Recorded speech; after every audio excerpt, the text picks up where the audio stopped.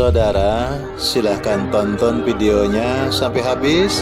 Jangan lupa like, subscribe, comment, and share. Assalamualaikum warahmatullahi wabarakatuh. Saudara, mudah-mudahan saya dan saudara senantiasa diberikan kesehatan oleh Allah Subhanahu wa ta'ala. Di dalam buku harian Sultan Turki Murad keempat,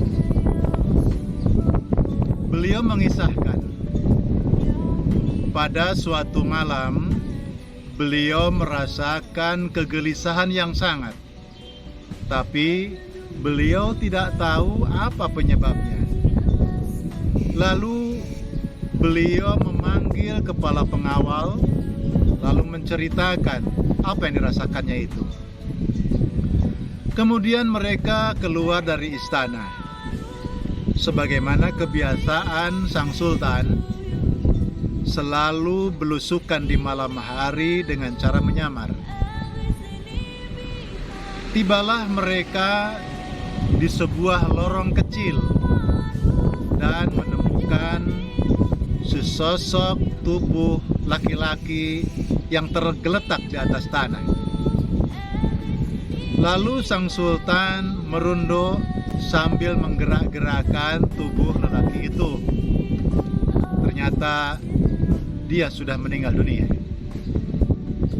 Sementara sultan menyaksikan banyak orang lalu lalang, dan mereka tidak peduli untuk mengangkat jenazahnya dibawa pulang. Lalu sultan memanggil mereka dan bertanya, "Siapa orang ini? Mengapa kalian membiarkannya begitu saja, tidak membawanya pulang?" Salah seorang di antara mereka menjawab, dan dia tidak tahu kalau orang yang dihadapannya adalah seorang sultan, pemimpin kaum muslimin. Mereka mengatakan dia orang zindik, dia pemabuk, juga dia pezina. Tapi bukankah ia juga umat Muhammad sallallahu alaihi wasallam? Sergah sang sultan. Mereka terdiam sejenak. Lalu mereka mengajak teman-temannya untuk mengangkat jenazah ini dibawa pulang ke rumahnya. Sampai di rumahnya, mereka meninggalkannya begitu saja. Maka tinggallah di situ sultan beserta kepala pengawal itu, dan si istrinya sedang menangis terseduh-seduh sambil berkata, "Duhai suami, semoga Allah merahmatimu, wahai wali Allah." Sang sultan mendengar ucapan sang ibu itu sangat kaget. Kemudian dia bertanya, "Wahai ibu, ibu mengatakan tadi suami ibu adalah seorang wali Allah, sementara orang-orang yang ada di sekelilingnya mengatakan dia seorang pemabuk, dia seorang pezina."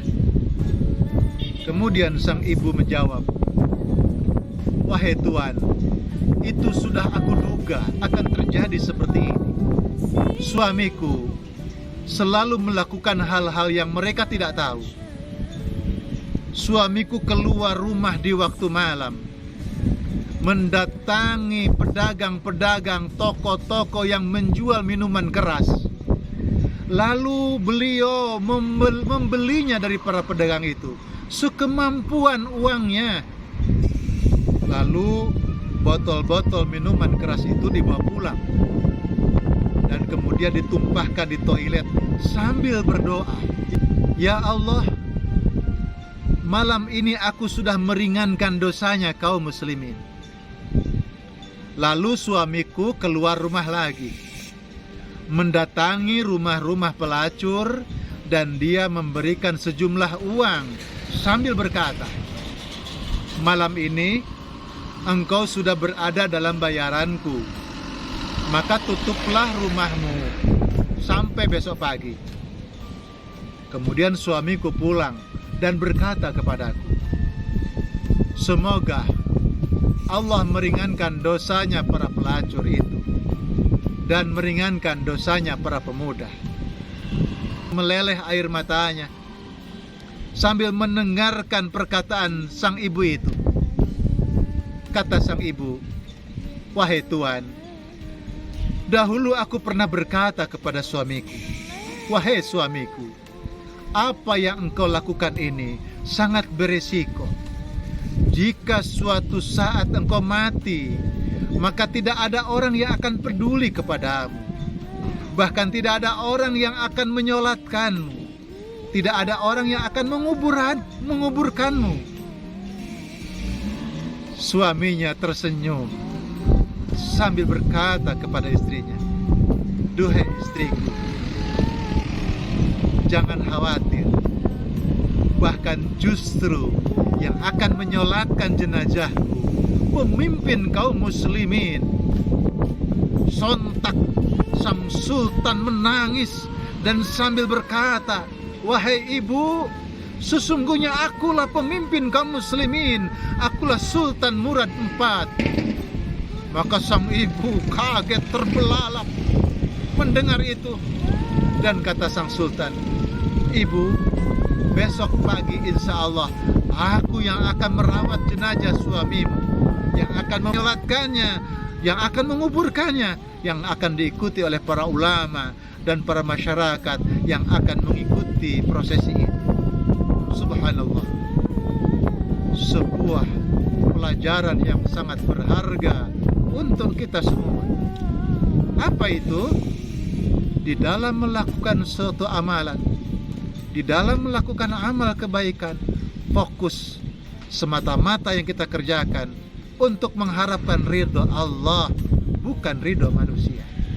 Sungguh luar biasa dan sungguh ajaib.